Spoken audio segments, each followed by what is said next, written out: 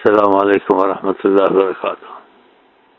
سب کارکنوں کو حرام ہے ان پر ایسا کام کرنا، حکم ہے کبھی لڑکیوں سے بات چیت نہ کرے، چاہے وہ سلسلے کے وظیفوں کے معاملے میں ہو، اپنی عورتوں کے ذریعے، کہ اپنی عورت نہ تو کسی پیر بھائی کی بہن یا عورت ہے اس کے ذریعے سے کلام کرنا چاہیے، پھر وہ اس کی پیر بھائی کی بہن اور جو بتائے تو پھر اس کو آدمی کو بتائیں، اس بھائی کو بتائیں، اپنے لڑکے بہن کو بتائے، وہ اس تک پہنچائے وہ باتیں۔ تو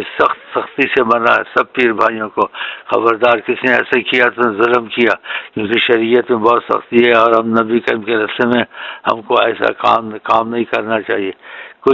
سب کے لیے پیغام ہے، جہاں بھی کوئی ہو،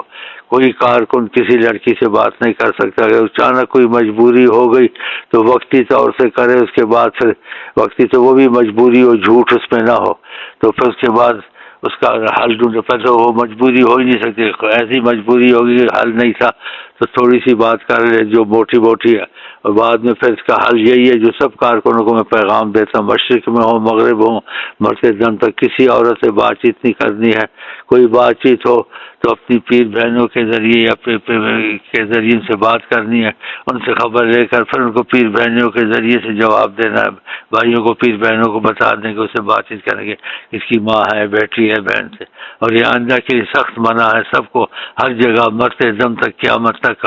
ایسے کام نہیں کرنے کے نبی کریم کے دل کو ملال ہو اور ہمارا طریقت میں نقصان ہو۔ پتہ نبی کریم کے دل کا ملال بہت بڑا نقصان کرتا ہے، اور رب العالمین سے ملال تو ان کے دل کو، تو ایسے کام مت کریں،